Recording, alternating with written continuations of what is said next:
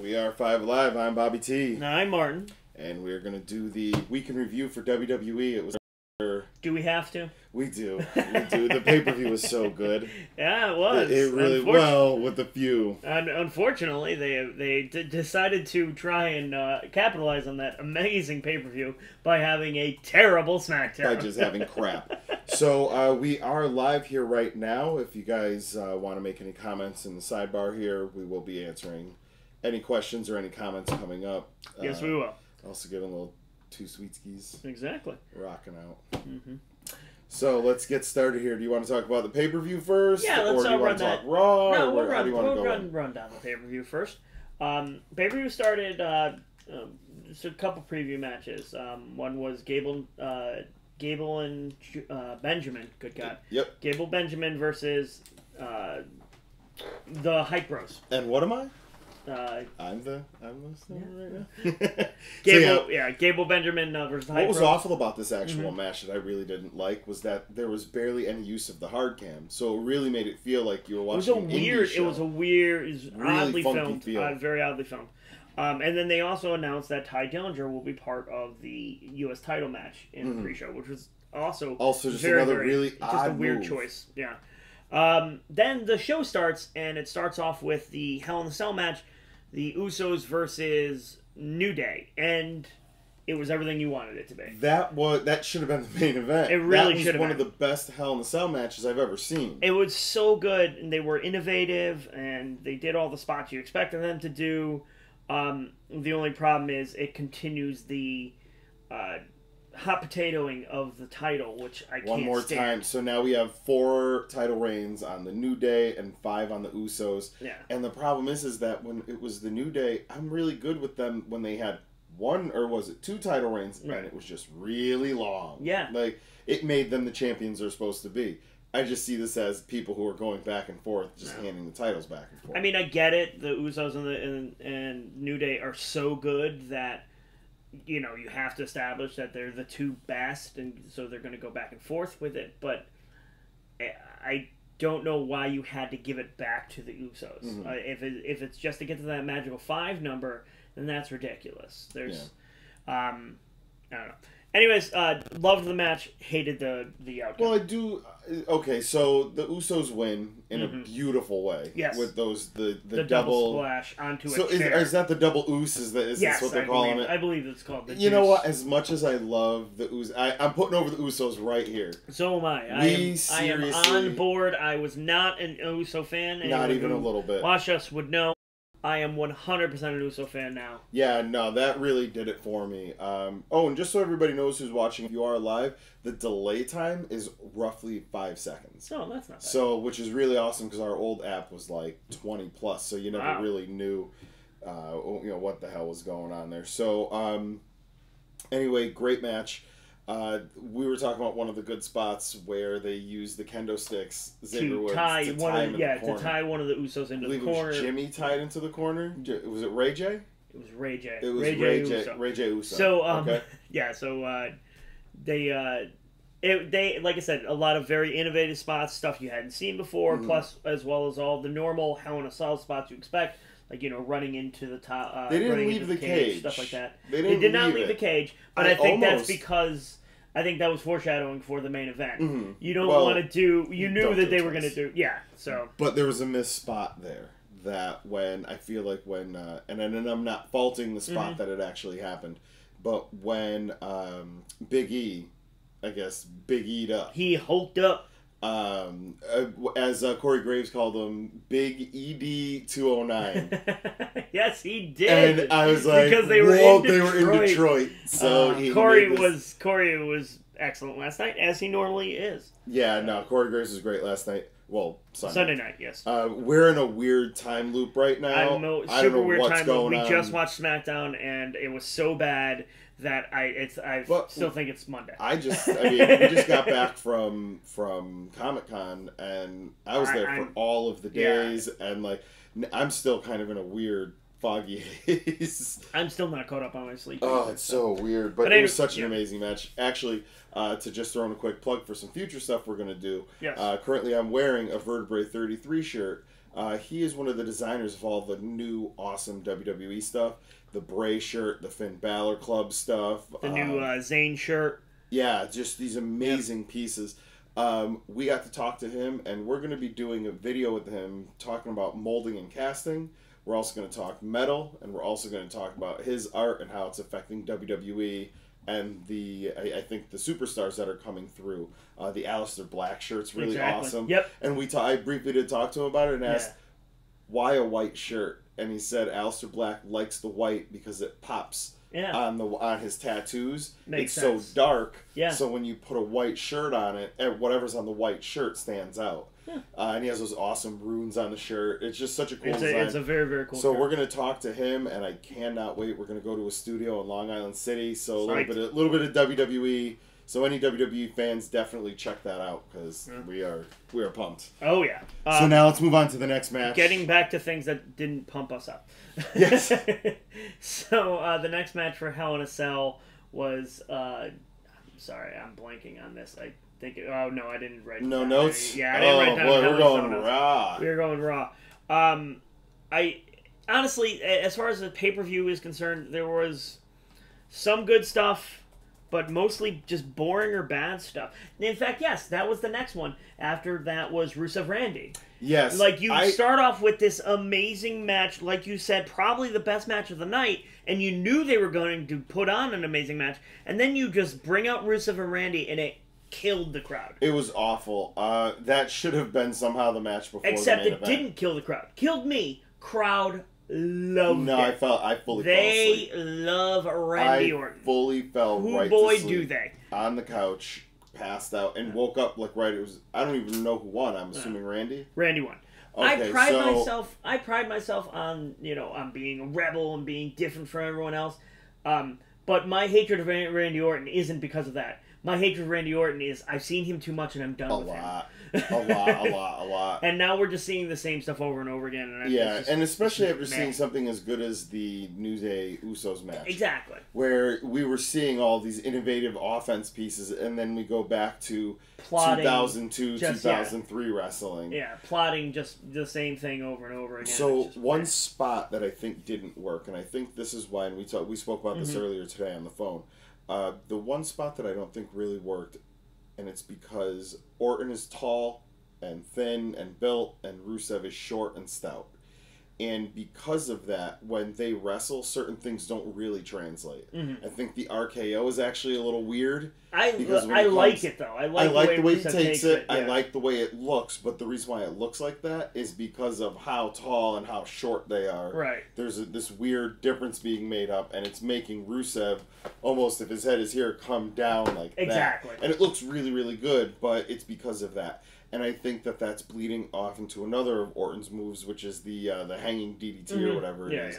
What is he called? I don't know. I don't. Whatever it is, where he puts the feet on the ropes and he's got the head and he goes into like a DDT motion. I fall asleep. It didn't work in this match. It completely failed. It didn't. Yeah. The spot failed, and it just turned into, I believe, Randy falling, and then Rusev kicks him, and then Randy rolls up and gets up, and that's it. It was and it's because Rusev is so short and heavy that it's just hard to make him do that thing. Yeah. So this is just, as I like Rusev a little bit more here, I still dislike Rusev, and Randy Orton's boring. So at the end of the day, I just think their styles are just too different. Rusev is that huge, plotting, a lot of power move stuff. And Randy has his 5 moves of doom, and it just doesn't work. No, it doesn't work here. So, especially in this generation of wrestling, when the next match is Ty Dillinger versus AJ Styles versus Baron Corbin, which was great, awesome. It was a wonderful match. I'm actually bummed we didn't get to see a good end of days. As I'm not a huge Baron Corbin fan, but he got a good one. Move. He got a good one. He did get a good one, but I like it when it's the finish because it can be used as a beautiful reversal, like for a clothesline reversal, and it kind of comes out of nowhere. Oh no, I'm sorry. He got a deep 6 in. Yeah, it was a deep six. Yeah, it wasn't end of days. And it was an awesome deep 6. Deep 6 is awesome. Yeah, I really, really enjoyed this match. Baron ends up winning. I'm okay with that. I like the way they did it. I like the way it happened. It happened as it should have. He was the villain coming in, stealing the win. Ty was great in it. It elevates Ty to a new level, and it frees up AJ to go after the belt. Awesome. That's awesome all around. I had honestly no complaints about this match. Yeah, I can't really complain. I do like the way that it ended with the sliding into the ring and just booting AJ out in this moment of like, when you do some of these moves, it does take the gas out of you for a second, and that was beautiful. That's how you want a three-way match to end. You want it. You want it to be a surprise. No heat. There was a surprise. There was no heat taken off of the outgoing champion in this situation, and you set up a feud between Dillinger and Corbin. Exactly. I like it. Yeah. This is almost like the best wrestler in the world was involved in it. Yeah, exactly. Yeah. Who knew? Who knew? If you just kind of go with what they're good at. So next up on this interestingly up and down card. See, now CBS Sports gives us a B. That match. I don't understand what they saw that I didn't. Well, because I'm giving that an A-. Yeah, I don't. Yeah, I'm giving it an A- for scores on that one. I give it an A- in this world because we didn't see the usual move, the spot off that usually comes at the end of these, which usually is going to end in the same way. Right. But you'll see Dillinger get his finisher. You'll see AJ get it, and then you'll see the end of days or something. Yeah. That didn't happen, so I'll give that like a... but I still love the surprise. Yeah. Came out of left field. Loved it. So, next up, Women's Championship. Charlotte Flair versus champion Natalya. It's a better than average women's match. Still not felt slow. Again, and I think it's because of that Natty has that plotting, that late 2000 style. Yeah. And it's the same thing with Randy. But at least they told a story, which is what is better than most women's matches. It was very, very well done. So that part was well done. Natty's still your champ, and they made Charlotte. They didn't make Charlotte look weak, which is good. So I think this sets up a very interesting situation for Survivor Series. We're gonna have to see at least 3 women's matches at Survivor Series, at least as I counted in my head. We're gonna have a Raw versus SmackDown, 4-on-4, 5-on-5, whatever they decide the format is. Traditional match, possibly. Raw champion and SmackDown champion. Right. Do we see a standard match? Natalia I say we do, if only because Asuka's debuting at TLC. So I think Asuka goes over Emma, obviously. And then Asuka takes on Bliss at Survivor Series. They have, they have to hotshot her. So then that's the Raw side of things. So then I guess Emma would probably be on the Raw team. Yep. So your title belt there would be Asuka versus Bliss. Yep. And now, but Mom's saying for SmackDown, you'd probably get Natty versus Becky. But they just had Becky win over Carmella. Yeah. But this could be a spot where we see a 3-way with a cash-in. Possible cash-in. Because truth is, and you had mentioned this too, you mentioned this tonight, seeing her on SmackDown, that she was wearing a different kind of like singlet bathing suit. Yeah, Carmella's doing this kind of sexing up type of outfit, and it doesn't do much for her character. But this feeds into exactly what I'm about to say. I think they're going to cash her in soon because she's losing heat. Yeah. She's losing heat fast. Yeah. So I think we're going to see a cash in quick. I hope so, so that we can kind of get it out of the way. Who knows? Get rid of this the Ellsworth crap. Yeah. Let's see. Next match up on the card. Oh, so this was won by Natalya. Natty won, like we said. Yep. Now, she wins by DQ. Hits her with the chair on the outside. So we have to talk about this. Okay. Jinder Mahal. It's awful. I don't want to talk about it. Versus really Shinsuke Nakamura. Win via pinfall. Yeah. Here's what I had said about this early on, and this is what bothers me about a lot of things. It felt like watching a 1990s Canadian after-school show. They overact everything. Yep. They underact on talent. It's just awful. And then the ending makes no sense because you sell the Kinshasa, but then he hurts his knee on the rope on the turnbuckle, Yeah, so you pin him. Just stupid. Like it makes no sense. At least if you're a big, huge guy, Jinder, and you've got to make the dude whose knee thing is the thing. So you make him tap out. You work the knee throughout the match. You make him hit the knee on the turnbuckle, and then you put the knee over your head and go roar, and make the dude tap out. Because guess what? You're making Shinsuke look weak no matter what. So if you're gonna do it right. Yeah, but no, they decide to go the. It was really bad, and I figured with all the making fun of him, the racism stuff, that you were gonna go. Maybe we just give this to Shinsuke to transition it to AJ possibly. Nope. But now this is the AJ situation. From here, the only person I have no Jinder Mahal can fight is AJ Styles, I have no faith that it will happen. I hope not, because I can't buy that Jinder Mahal is better than AJ Styles any day of the week. He's going to beat him. I know. And like, all right, you know what? Let's stop talking about this. It was a loss. It was bullshit. It's awful. It was watching this and going, I don't want to watch this, and then falling asleep through half of the match. It was just. All right, Bobby Roode versus Dolph Ziggler. This was a very interesting match. I did like the entrance. I enjoyed Ziggler's take on it. House show entrance. Yeah, just I loved it. No music, no nothing. He just walks out. And it was a good match. You know, Ziggler and Roode, they're both good workers. They'll give you a good match. And it was, now this is technically supposed to be the cooler match, because we've got the world title match, your cooler match, then your main event. But I think that this kind of did the opposite, because the air was sucked out of the room when Shinsuke lost. Right. You then had this match go where Bobby Roode, who's super over, versus Dolph Ziggler, who's going to put on a good match no matter what you do. Yep. I'm putting Dolph Ziggler in that Kurt Angle level where I'd watch Dolph Ziggler versus a boot and probably give it 5 stars. Yeah. And he put the boot over. Yeah. So I really think this was a good match. The ending, again, kind of came out of nowhere. They did the rolling each other, roll. Yep. And they were pulling the tights, and then Roode just finally got the last tight pull. Exactly.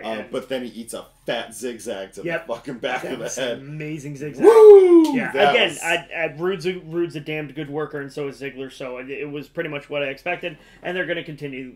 This is going to be a feud. So this will be good, and I see this possibly ending in. Maybe do 2 more matches, and then roll it into maybe something versus Baron Corbin, Roode and Corbin, and then get a U.S. title on Roode, maybe. Yeah, maybe. Makes sense. All right, now we go to the Kevin Owens-Shane McMahon match. Now, I'm fairly sure that everyone has watched everything about this match and all the things that have happened, so we are going to go... Please. Go watch it. Watch this match. It was an awesome match. Despite us saying that the New Day match was better... That's my Shane McMahon punch. Yes. Despite us saying that the New Day Usos match was better, which it was, this was still a great match because it's Kevin Owens. Yeah, this was the versus a boot situation. Exactly. Not that Shane McMahon's a boot. Shane McMahon's a madman who will do anything to sell a pay-per-view. That much is obvious. But I honestly don't have very many complaints. Shane was in rare form as far as his punches were concerned. Yeah, those like I said, he waves it out here and then he kind of waves in and it like rubs the side of the neck every time. It was in the beginning of the match. It was super obvious, and I think the problem is when you're facing someone like Owens, where everything he does looks super real, it exposes it that much more. Yeah, well, that's what was nice about when we had Austin versus McMahon way back when.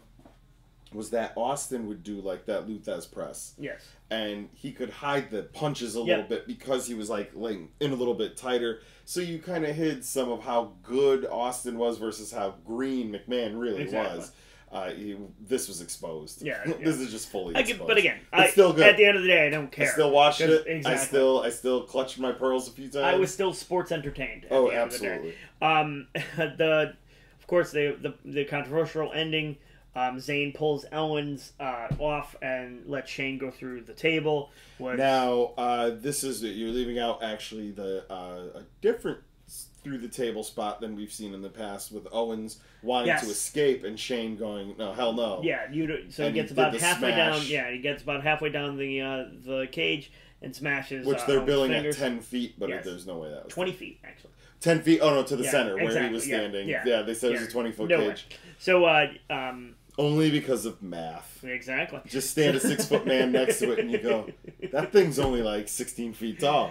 But so he falls off the cage through the table, and then Shane is going to pin him, but then decides against it, climbs up to the top, and is about to jump off. He gives the leap of faith. Yep. He does the whole deal. He does the good drop. Yep. Now, one thing I noticed, when Shane was setting up KO on the table, the tops of those tables are pads. No, they're straight up.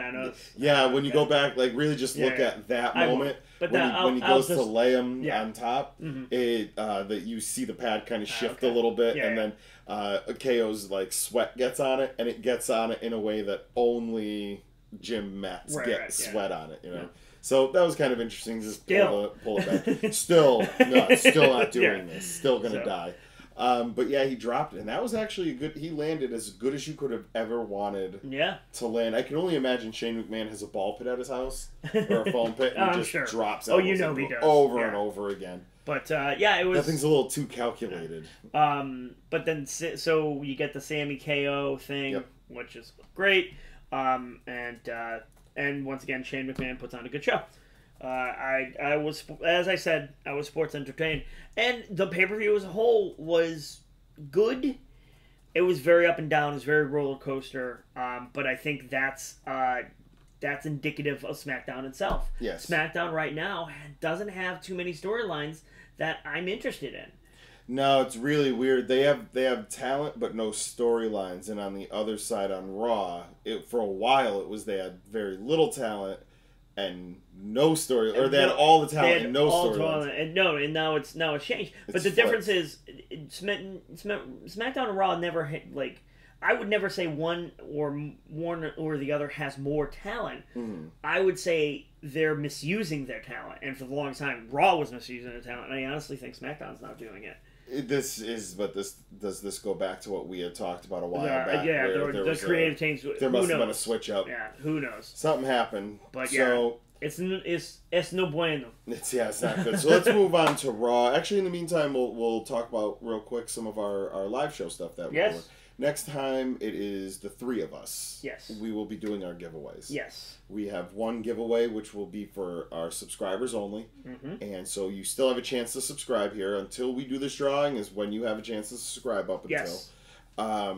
That is going to be a prize pack of all the random... not all, but a good portion of the toys we've been opening here. Yeah, you're going to get a box full of toys. Yeah. It's going to be random, and it's going to be a lot.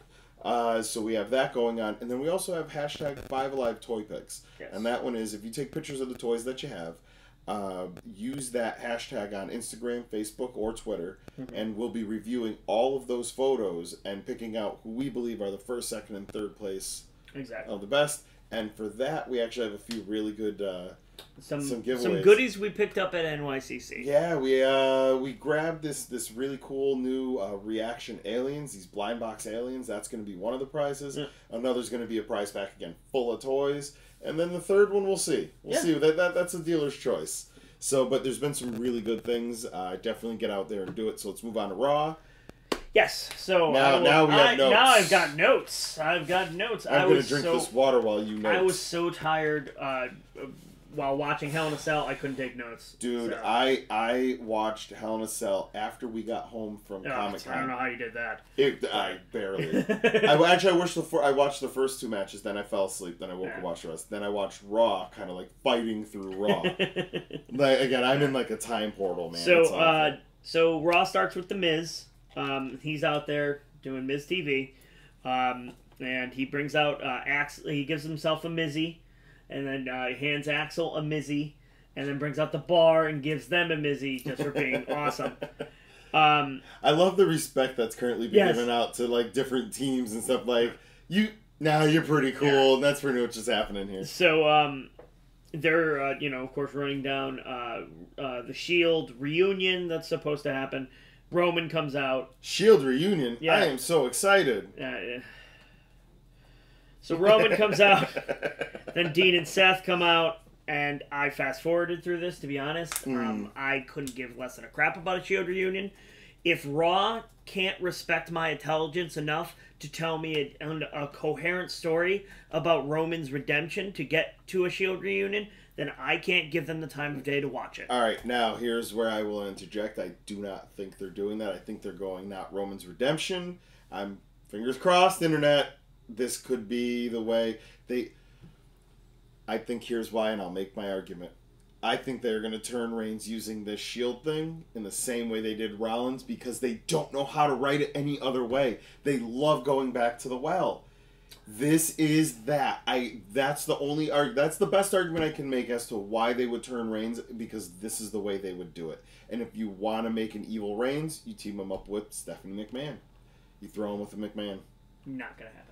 I hope. Look, you know what? I'm like, I hope this doesn't happen to Roman Reigns. No, I don't even know what the fuck's gonna happen to Roman Reigns. Here's what's gonna happen: he's gonna win the title. Ooh, he's gonna shotgun his arm. And he's like, bah! And he's like, Roman Reigns wins. So, anyways, as I yelled out in the Funimation, exactly. Goku versus Roman Reigns. Yeah. Roman Reigns wins. So Anderson, this next match is.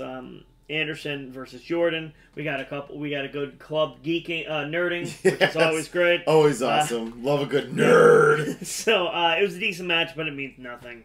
Always. Because why would it? Exactly. Once again, mid-card's going to mid-card. Elias is your next thing up. He's playing. I love him. Titus interrupts. Is Elias a face now?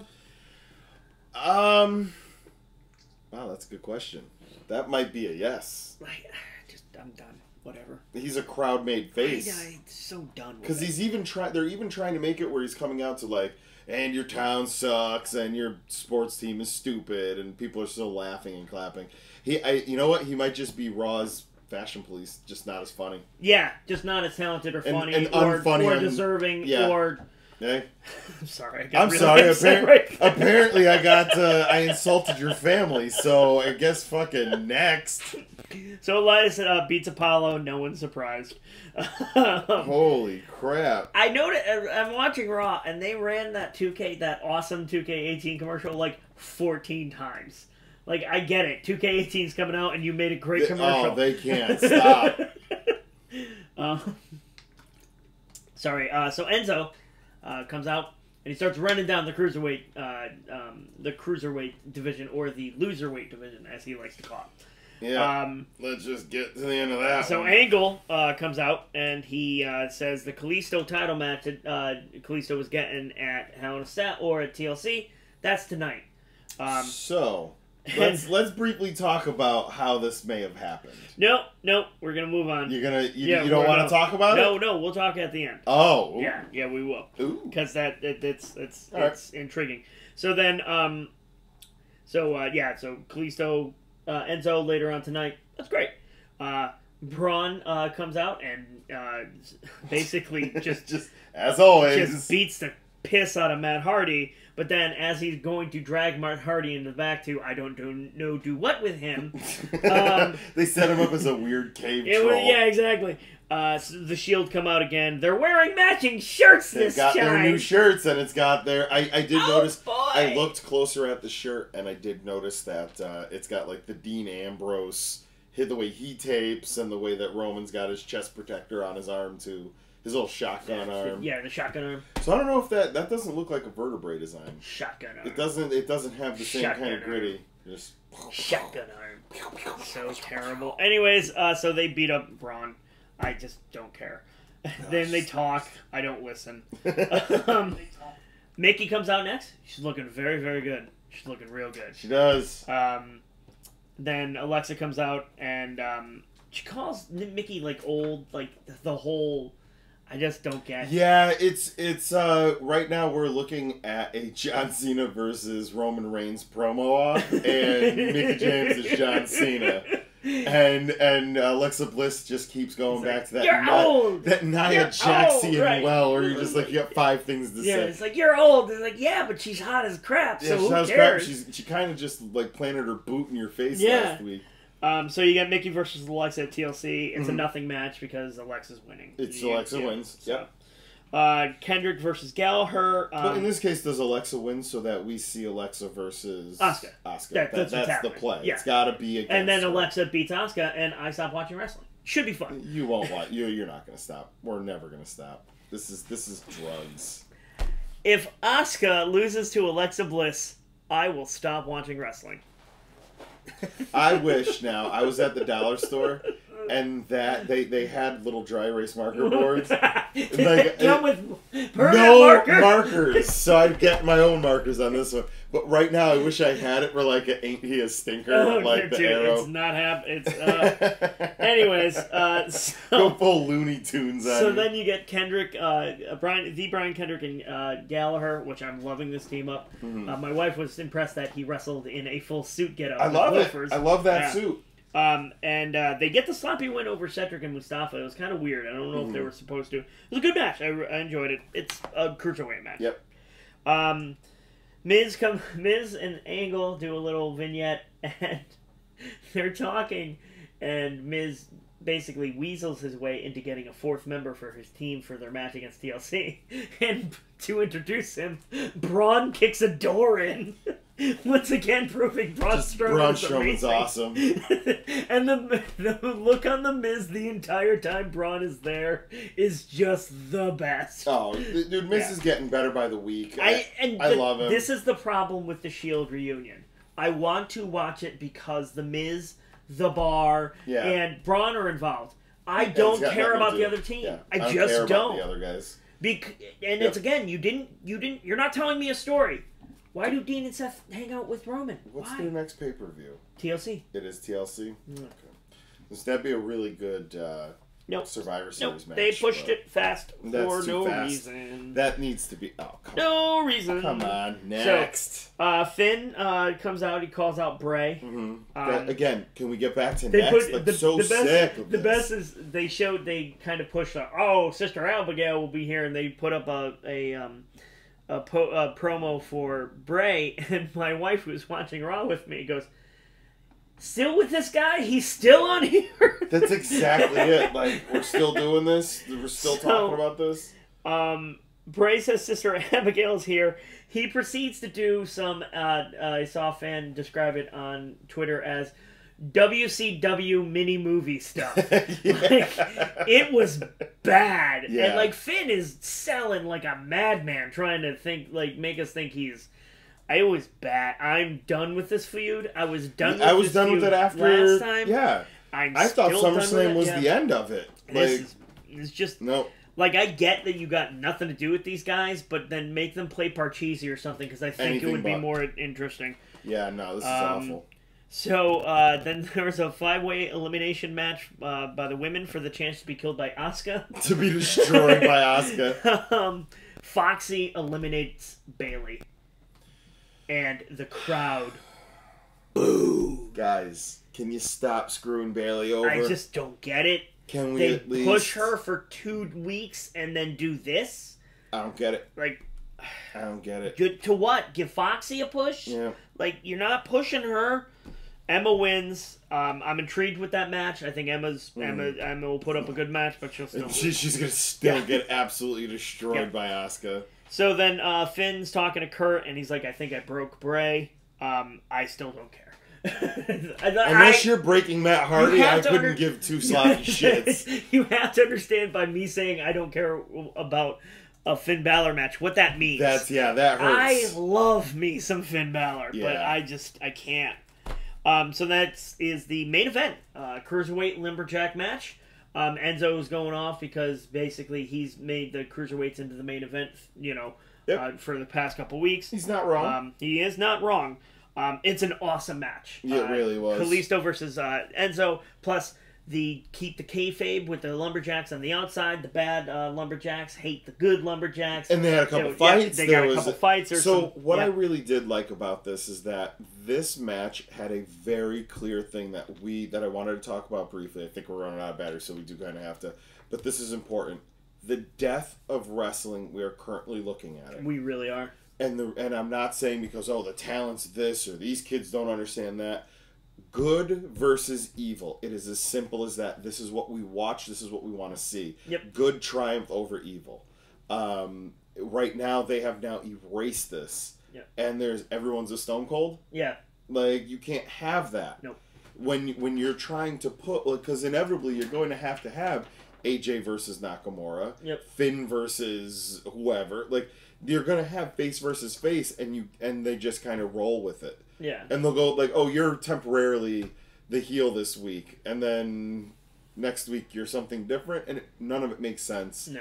It's destroying the dynamic of what wrestling is. You have to make narrative sense, and it's just not. But this made narrative sense. Kalisto gets the win. Real weird point. Near the end, Mustafa Ali grabs Enzo out of the ring because obviously the cruiserweights all hate Enzo, and he starts yelling at Enzo. And I swear to God, I heard a fan in the front row scream "White Power." Like, it was so weird. Yeah. And it hit really hit the ring mics. I don't know. And it's always, when you yell, especially in a cruiserweight match, why would you yell that? You know that cruiserweights are primarily like, you know what you're watching. Yes. Like, this is probably going to be some Mexican dudes. But here's the thing, Enzo's not like a white dude. He's an Italian He's an Italian guy. He's like super proud of Italian, and he's embraced like Jordans. He's like embraced black culture and being a weirdo. So it's just, it was very odd.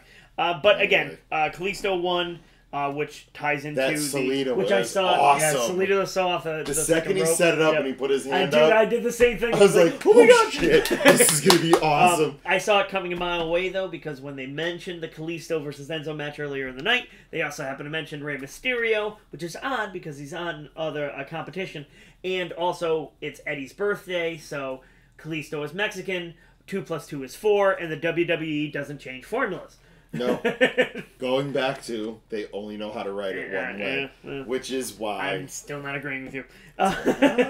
So, let's move on to SmackDown. We are going to fly through this because SmackDown was terrible. Oh, yeah. So here comes a 5-minute SmackDown synopsis. Usos start the show. Awesome. I'm in love with the Usos. We are over with the Usos now. Yeah. They show respect to New Day. They bring New Day out, and they essentially say, you know what, guys? We're the two best tag teams. Obviously, respect. No one else in the back can touch us. This, of course, brings the rest of the tag teams out. Yes, this brings out first was, I believe, Ryder and it was Mojo. Hype Bros, and then... which wearing different gear. Yes. Different ring gear. During mismatching ring gear. So Hype Bros come out. Then after them came...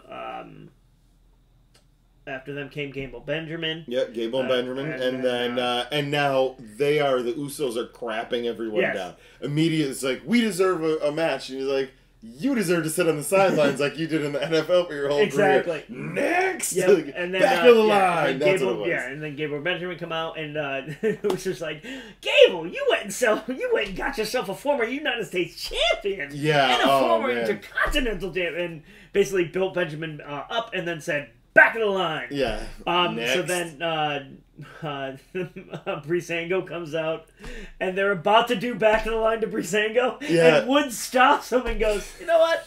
Nah, they're cool. They're cool. Like, you're right, Fashion Files. Crowd, everyone's cheering.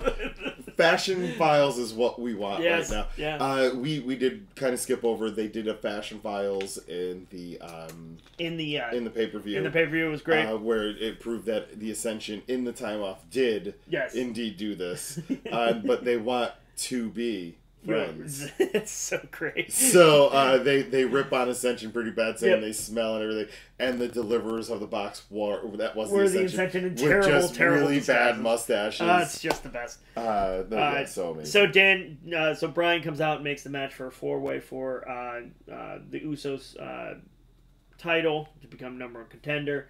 And then that was it as far as the things I care about. Oh no, I'm sorry.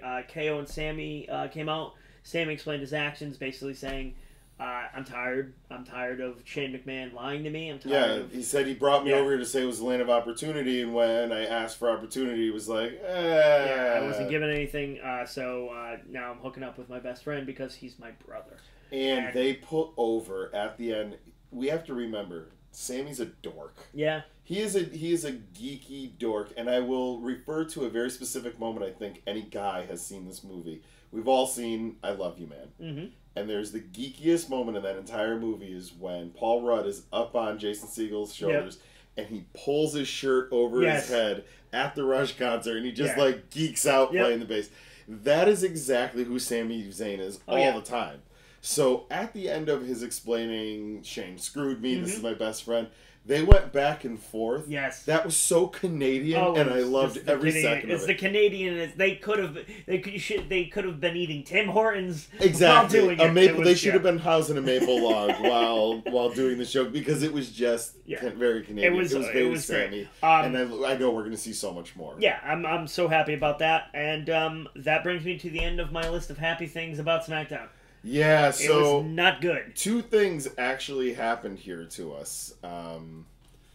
We lost the SmackDown feed due to crap-ass Comcast cable, which screws us like every week just about, which is why we normally do this on Wednesday, because it gives us the chance for Hulu to fix it for us. And we also lost the will to live because of SmackDown. Yeah, so after trying a few times, I'm like, let's just see what happened, and we read it and went, I'm not watching. Yeah, no.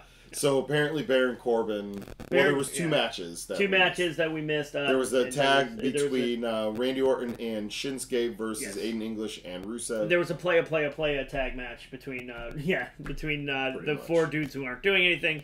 Oh, we forgot to mention that the winners of the tag match were Gable and Benjamin. Makes sense. Yep. They're going to get the shot against the Usos. It's going to be an amazing match. They're not going to win, but it'll be amazing. And then the main event was a rematch, AJ versus Corbin. Corbin gets the clean win over AJ. I don't get it, but... Because it's how you undo all of the perfect progress you made on Sunday. Yeah. Because I was perfectly Ty's fine. nowhere to be that found. match should have been Ty Dillinger versus Baron Corbin, because that was the pin in the match, and that's why it would make the most sense. AJ, however, should have gotten in the face of, I don't know, Jinder Mahal or something. AJ gets his rematch. I get it. They got to get the rematch clause out of the way, except for the fact that you don't have Baron... Yeah, you don't let him pin. You don't have Baron win clean. It's terrible. No. In wrestling news, also... so now we get to the wrestling news. Okay. So the reason Kalisto won, supposedly, is our Lord and Savior, King of the Cruiserweights, Adrian Neville. That's right, I'm busting out his first name. Oh, your first name, because it's going to come back when he gets... No, he will go back to Pac. You think? Yeah. Mr. Adrian Neville perhaps no longer works for the WWE. Rumor has it that the main event of Raw was supposed to be Enzo going over SmackDown again, and when Neville found out, he basically asked for his release, which, all props to him, I 100% get it.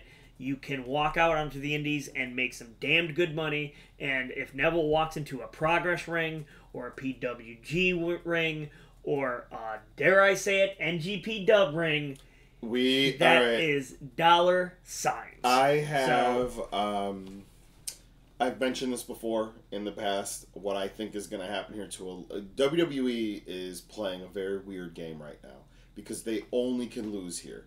They can't really get a full win the way they used to.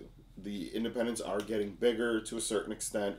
They're becoming more of a farm system. It's not just NXT and NJPW, with the internet being what it is, and things like YouTube, what we're on right now, where we can get instant information, is making NJPW so much bigger. Yes. The IWGP belt is like super sought after. You're legitimate if you have held it. To the point where even like Brock has held it, and that's even though it was a bullshit run. It was years ago. It was years ago, and it was bullshit, but he still gets like a lot of credit for it.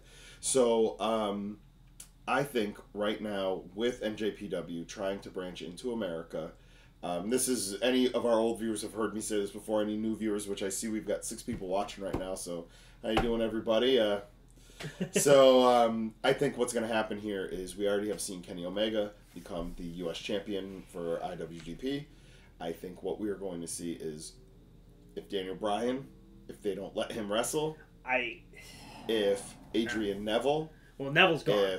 He has to be gone. He has to be gone, but point is that he might float around in the independents. He'll maybe go to Progress, which would be interesting, because Progress and WWE's relationship... have a relationship. It's super interesting. Relationship right now, where they're letting Dunn defend the WWE title in Progress. Exactly. So he may not show up in Progress, which means NJPW. Exactly. I want this to happen. I love me some Neville, as is evidenced by the fact that I've just called him our Lord and Savior.